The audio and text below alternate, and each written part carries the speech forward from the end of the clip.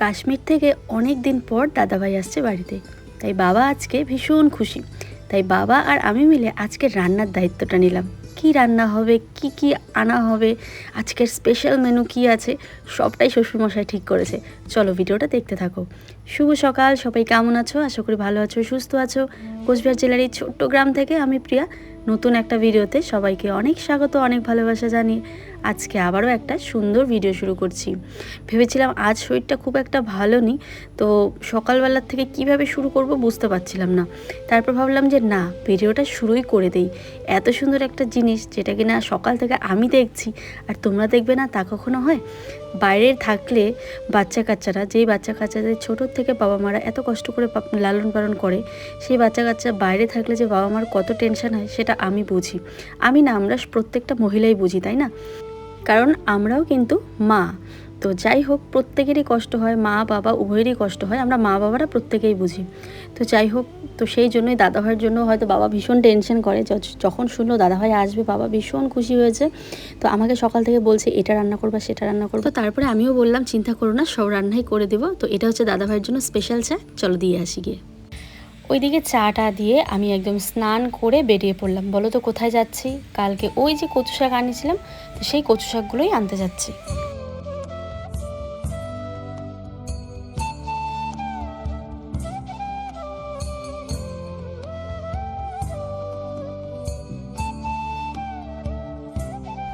গাড়ির ভেতর থেকে এই কচুর শাক আর কচুর ফুল বার করার সময় মাথার মধ্যে একটাই কাজ করছিল, নষ্ট হয়ে যায়নি তো।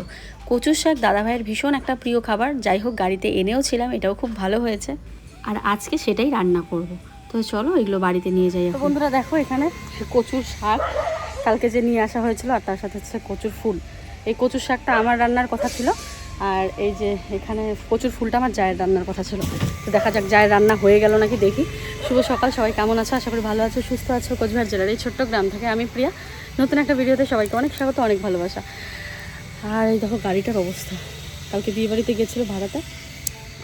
তো চলো, আয়ুষের বাবা এখনও ঘুমাচ্ছে এখনও। আমি সকাল সকাল একদম স্নান টান করে পরিষ্কার হয়ে রান্নাবান্না এখন করবো। তো চলো এবারে হচ্ছে দেখি দিদিভাই ফুলটা রান্না করে নাকি ফ্রিজে রাখবো কালকে রান্না করে, দেখা যাক। নিয়ে নিলাম, আমি কচুর শাকটা রান্না করবো। তুই কত দূর লেখছিস সেটা বল। কি প্রাণী? সামুদ্রিক। বানানটা ঠিক আছে?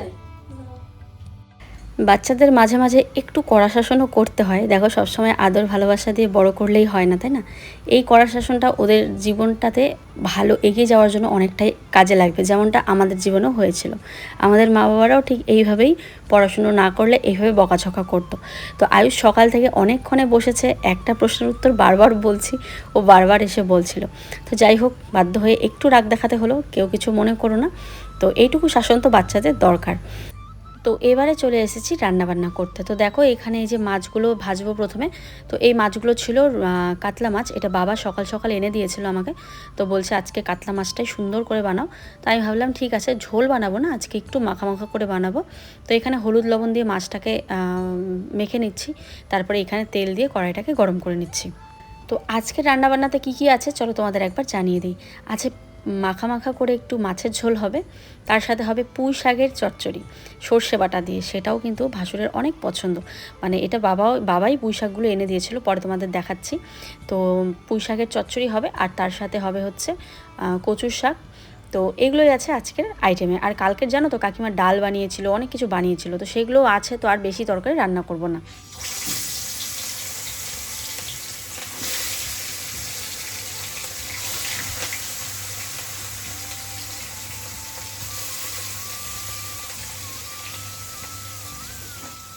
ওইদিকে মাছটা ভাজা বসিয়ে দিয়ে আসলাম, আর এইদিকে দেখো বাবা বলছে দাও আমি আজকে পুঁই শাকের সবজিটা বানিয়ে দিই মানে কেটে দিই আর কি।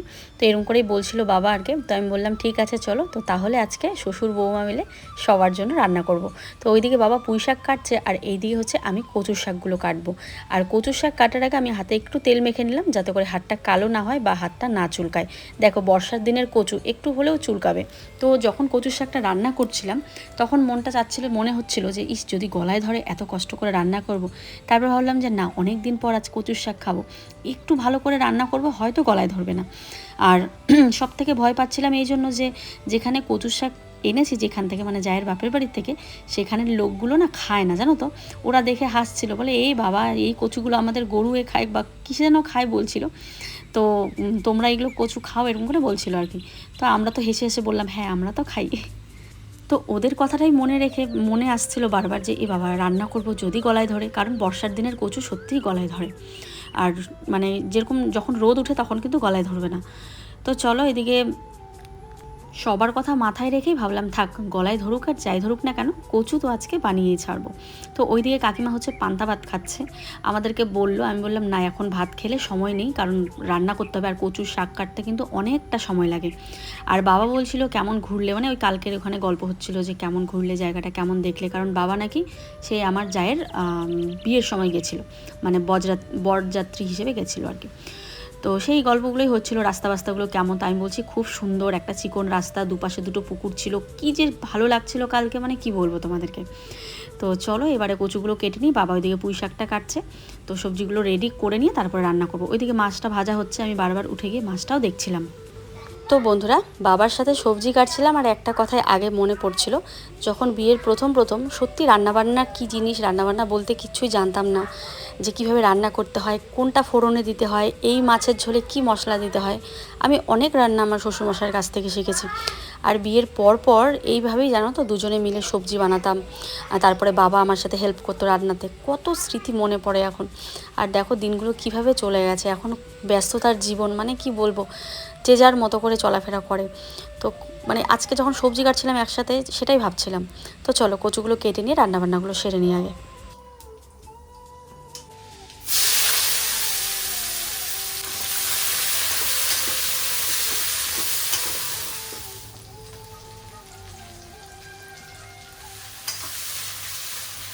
চলো বন্ধুরা, মাছের ঝোলটা আগেই বানিয়ে নিচ্ছি। একটু কড়াইতে কালো জিরে আর পেঁয়াজ ফোড়ন দিয়ে নিলাম, দিয়ে একটু হালকা করে লবণ দিয়ে নিলাম।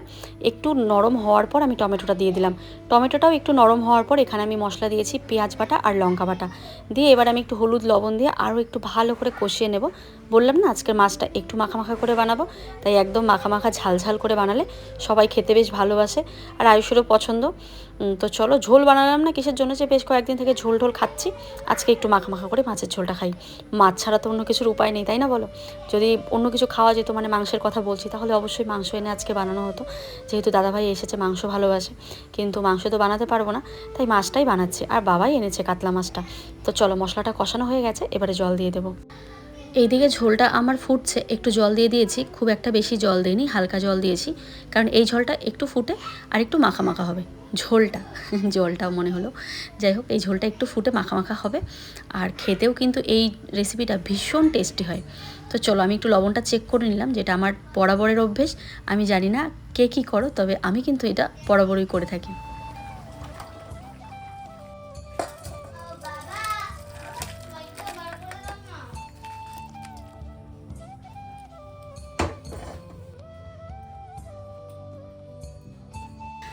ওই দিকটাতে আমি সম্পূর্ণ কচুর শাক কাটতে পারলাম না, বাধ্য হয়ে উঠে আসতে হলো, কারণ কচুর শাক কাটতে বসলে আমি রান্নাবান্না কখন করব জানি না।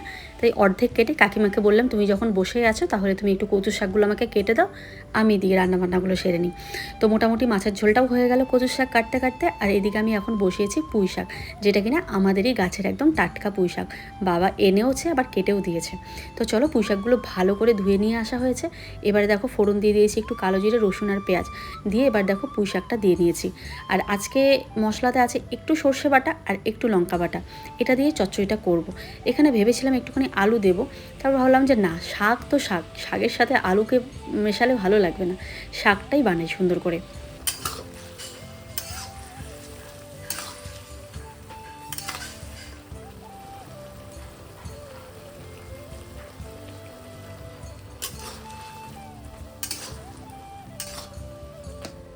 রান্না করতে করতে জায়গাগুলো পরিষ্কার করে রাখা এটা আমার বরাবরেরই কাজ। তো এদিকে রান্না করি, এদিকে বাসনগুলো একখানে রেখে আবার জায়গাগুলো একটু মুছে নিচ্ছি। আর দেখো, মনে হচ্ছে না কচু কতগুলো আরও কিন্তু ঝুড়িতে আছে, তো ভাবলাম এইগুলো আগে সেদ্ধ হোক, তারপরে ঝুড়িগুলো দেবো আর কি।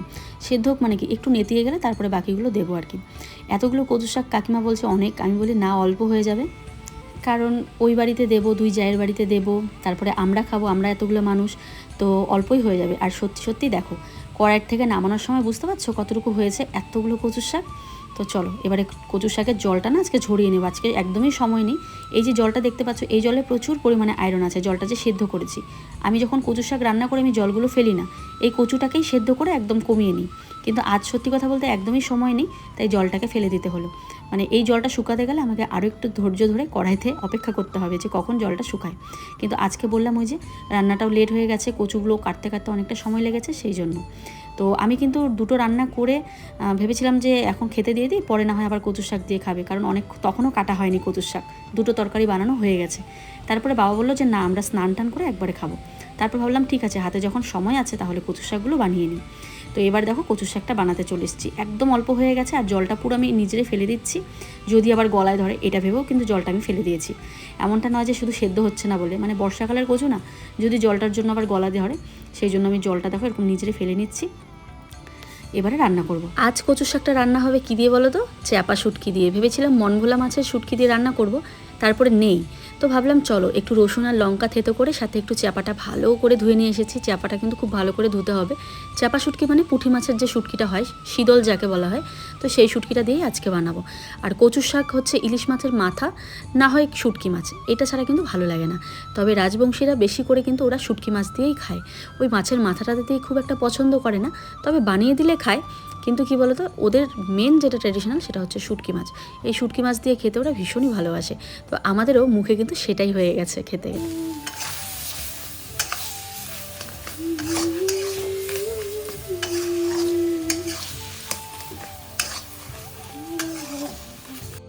বুঝতে পেরেছো বানাতে বানাতে কতটুকু হয়ে গেছে।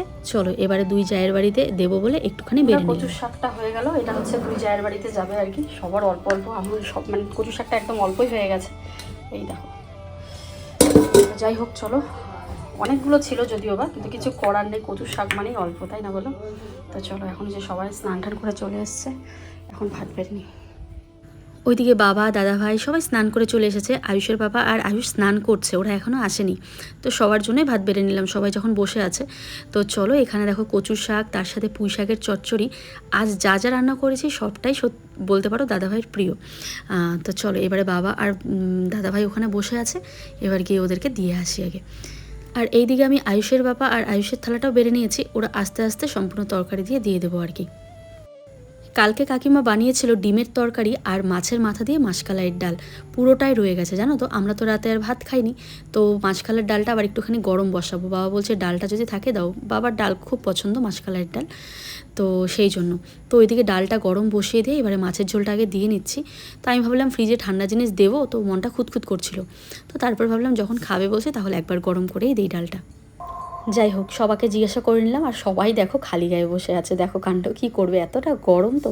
আর ছেলে মানুষ সমস্যা নেই। তো এবারে আমি যাচ্ছি তরকারি দিতে ওই বাড়িতে। অনেকক্ষণ থেকেই সবাইকে কী কী লাগবে না লাগবে জিজ্ঞাসা করে নিয়েছি, তো বললো কিছুই লাগবে না। তো এবারে চলো দিয়ে আসি। তো ওইদিকে সবাইকে খেতে দিয়ে দিলাম, আর এবারে হচ্ছে তখনই নিয়ে আসতাম বাটিটা, তো বাবা তো স্নান টান করে বসে আছে, তো ভাবলাম না থাক তাহলে আগে ওদেরকে খেতে দিয়ে নিই, তারপরে তরকারিটা দেবো সবাইকে। ওদের খাওয়া হয়ে গেল নাকি? ওইদি খাওয়া হয়ে গেছে? খাওয়া হতে হয়ে গেছে। দি আদি টসি, এই যে তরকারি একটুখানি হয়ে গেছে কচুর শাক, বাড়িতে সবাই এরা। আরে কাটতে তো সেই খাটনি, কিন্তু বানানোর পরে ফিরে এইটুকু হয় না, একটু খাটনি করে বানাই যখন একটু বেশি করে বানাই, হয় না তো বেশি। না যাই কত তাহলে টেস্ট করিস, টেস্ট এটা চাক তো, দেখ তো বল কেমন আছে। তোর মতো তো আর হয় না, তুই তো রাঁধুনি রে। তো ওই দিদিকে দিলাম, ওই দিদি বাড়িতে নাই, জেঠিমার কাছে দিলাম। আর এটা হচ্ছে যে অল্প হয়ে গেছে। হ্যাঁ কচু ওরকমই, আমি বলছি আরো লাগবে, আরো কাটি, তো দিদিকে বাদ দে, কাটতে সময় লাগে না। ভালো হয়েছে রে, ভালো হয়েছে। গেলাম ওই সবাইকে ভাত টাত দিয়ে আসলাম, সবার খাওয়ার একদম শেষ মুহূর্তেই আমি গিয়ে তরকারিটা দিয়ে এসেছি। তো এসে দেখি সবার খাওয়া হয়ে গেছে। তো চলো এবারে এইটো বাসর কোসনগুলো সব বের করে নিই। ওইদিকে দেখো বেডশিটটা পাতা হয়েছিল, সেটাকেই ভাজ টাজ করে রাখলাম। আর এবারে যেই সবাই খেয়েছে, তো এইগুলো পরিষ্কার করেই আমি আর কাকিমা খেতে বসবো। তো চলো এবারে এইখানে দেখো এই যে থালার মধ্যে সব এঁটো কাটাগুলো একসাথে করে নিয়ে জায়গাটা মুছে নিয়ে, মানে আমার এখনও কেন জানি খেতে ইচ্ছে করে না। যখনই একটা ভালো কিছু রান্না করি মনে হয় যেন খুব আয়েশ করে খাবো, কিন্তু কেন বা মনটাই চায় না, জানি না কেন। মনে হয় না থাক একটু পরে খাই, একটু পরে খাই, এই করতে করতে সময়টাই চলে যায়। তো চলো কাকিমাকে বললাম, কাকিমা ভাত বাড়বো? তো কাকিমা বলে, আমি তো পান্তা ভাত খেয়েছি, আমার একদমই খিদে নেই, তুমি যদি খাও তাহলে খেয়ে নাও।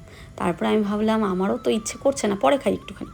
তো আমি ভাবলাম চলো এখন স্নান টান যখন হয়েই গেছে, তাহলে এদিকে আমি ঘর দুয়ারগুলো ঝাড় দিয়ে নিই, ঝাড় টাড় দিয়ে তারপরে না হয় খেতে বসি।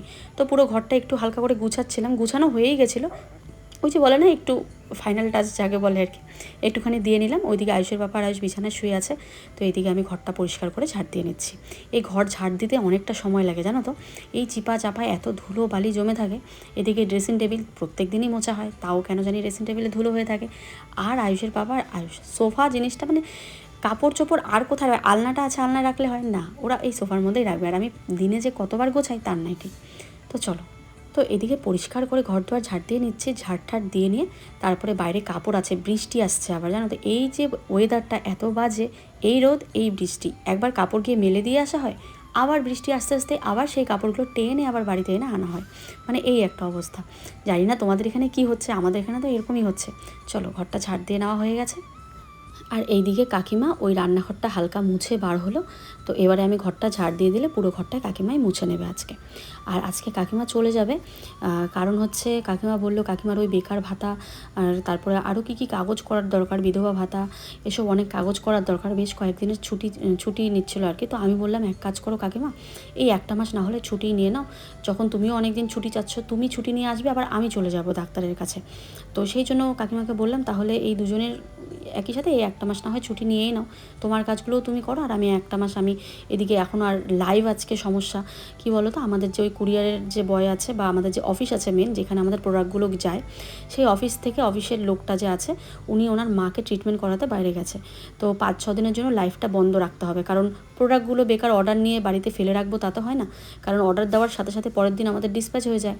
তো সেই ডিসপ্যাচ করার লোকটাই যদি না থাকে তাহলে কীভাবে ডিসপ্যাচ করব। তো সেই জন্যই ওইদিকে অর্ডারটা মানে লাইভ বেশ কয়েকদিনের বন্ধ, তার মধ্যে কাজও সেরকম একটা নেই। আর কাকিমা যখন ছুটির থেকে আসবে তারপর আবার আমরা চলে যাব, তাহলে কি মানে হলো বলো। তো কাকিমাও ছুটির দরকার, আমাদেরও আবার চলে যাব। তো ভাবলাম এই নিয়েই মিলেমিশে বললাম তাহলে একটা মাস ছুটি নাও, তুমি না হয় একটা মাস পরেই আসো। প্রায় 4-4টা মাস হয়ে গেল বন্ধুরা। আয়ুষ বাবার শরীরটা ঠাকুরের কৃপায়, তোমাদের ভালোবাসা আশীর্বাদে ঠিকই দেখছি যে ব্লাডটা হয়তো দিতে লাগছে না 4 মাস থেকে। তো ডাক্তার এখানে যাই, গিয়ে দেখি শুনি কি বলে। তো এই ডাক্তারের কথার জন্য অনেক দিন থেকে অপেক্ষা করছি যে কি বলে, এবারে কি ওষুধগুলো একটু কমিয়ে দেবে, প্রচুর ওষুধ হয়ে গেছে জানো তো। তারপরে কি কি খাওয়ার বাজ, সেগুলো যদি আবার একটু কমিয়ে দেয়, অনেক কিছুই খাওয়ার বাজ আছে। তো চলো অনেক টেনশানে আছি, জবে যাব তোমাদের সাথে সবটাই শেয়ার করব, তাই না বলো। তো আজকের পুরো দিনটা আমার এরকমই কাটলো, তোমাদের কীরকম লাগলো অবশ্যই কমেন্টে জানাতে ভুলো না। যদি ভালো লাগে চ্যানেলটা সাবস্ক্রাইব করো। ঘর দোয়ার মুছে একদম সন্ধে কিন্তু হয়নি, এই 4:30 কি 4:45 হবে, এত অন্ধকার করে আসছে আকাশটা, মানে কি বলবো চারিদিকে। এখনও ওই যে ওই বাড়িতে কাজ চলছে, তো একদম পুরো আকাশ অন্ধকার। আর কাকিমা এই মাত্র দৌড়ে চলে গেল, কি বৃষ্টি আসছে।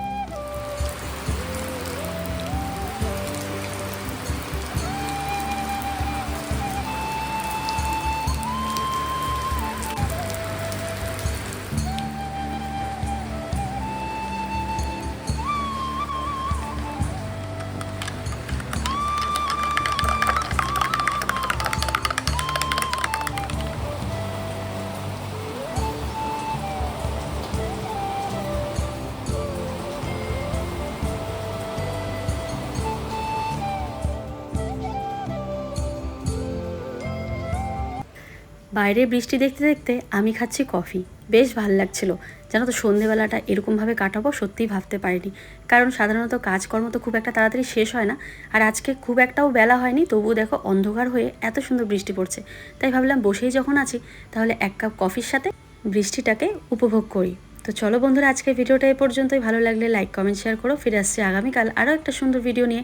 সবাই ভালো থেকো, সুস্থ থেকো, আর হ্যাঁ, অবশ্যই চ্যানেলটা সাবস্ক্রাইব করতে ভুলো না। নেক্সট ব্লগে দেখা হচ্ছে। টাটা।